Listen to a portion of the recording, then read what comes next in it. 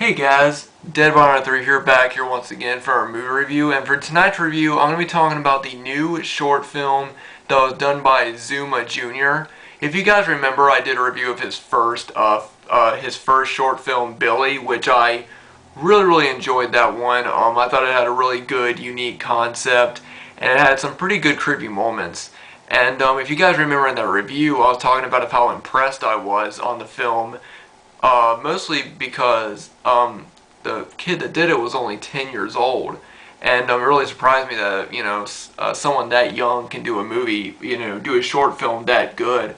And I've been talking with his father over Facebook and stuff, and he told me that they were working on another one. So of course I was excited about that, and it just got released on or uploaded on YouTube last week, and it is called Horror House. And this one is when I first heard about it, I thought it was gonna be like a typical haunted house story. The house being possessed or being haunted by some sort of spirit. Only this one's got a bit of a twist. The movie actually starts off and it's talking about these two Indian tribes that were actually fighting back in 1801, and I can't pronounce the name of the two Indian tribes, but of course one Indian tribe ends up defeating the other Indian tribe, and as celebration, the Indian tribe that won ended up cursing the the Indian tribe's land that lost, so that basically their entire land is now of course cursed by this Indian tribe.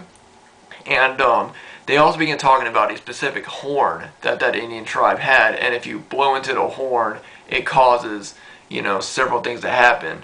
And then of course they cut to years later, and of course it's now more modern day, and of course there's now a neighborhood that was built on the land, and there's a house there, and in the opening scene, the entire scene is filmed in black and white. It looks really grainy with this Indian chant over it, which I think added something really creepy about it, because something about Indian curses or Indian, just something about that, it's just always been creepy to me.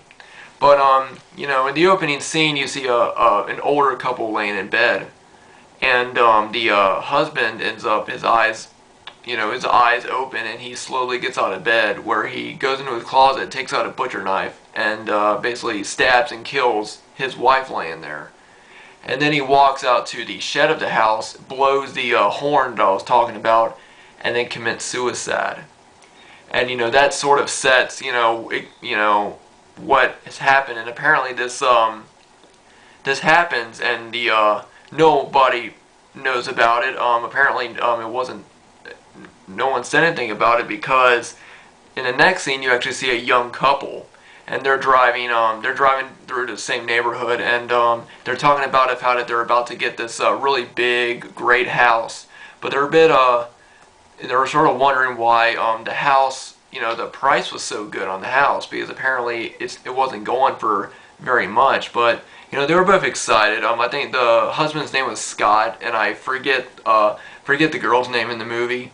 But they drive up there and they meet the realtor, and he's telling them all about the house, and of how great it is, basically, because this is actually a pretty big house. And he tells them of how all the furniture, that basically the house is filled with furniture, and it all comes with the house.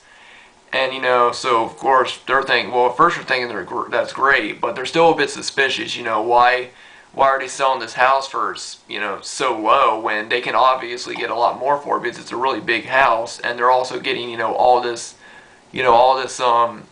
free stuff with it. All the furniture is in there. But the realtor doesn't say anything about the people that were murdered, and he leaves. And so of course they move right on in. They have a little dog, and I think it's a little wiener dog, and they're doing what couples do. They're sitting around, and nothing really happens until, of course, a little bit later on in the movie, when the supposed spirit of, I guess you could say, the spirit of the Indians, they sort of come back, and things start happening.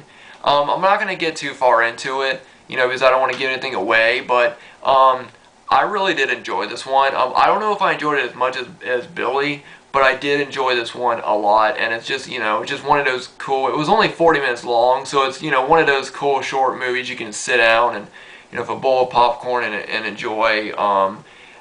I recognize some things that I've seen him do in other films, like at the beginning of the movie, I mean, not at the beginning, but when the haunting, I guess you could say, starts happening, the boyfriend is working in the garage with his car, and when he turns around, there's all these dolls sitting around everywhere.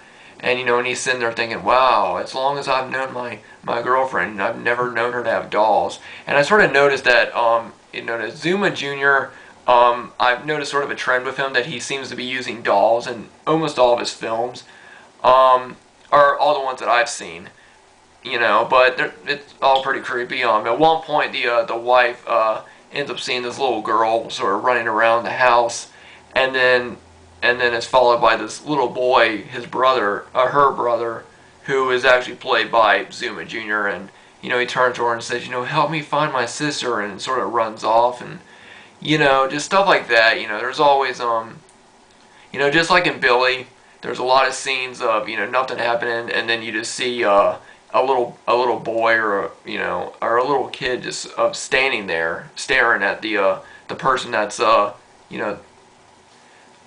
that is seeing these things, and it's pretty creepy, from what I've seen. But yeah, I would definitely recommend checking the movie out. I'll leave a link down below underneath this video for you guys to check it out. Go check this one out and support. Give this kid some support, because I really think that he has a lot of talent.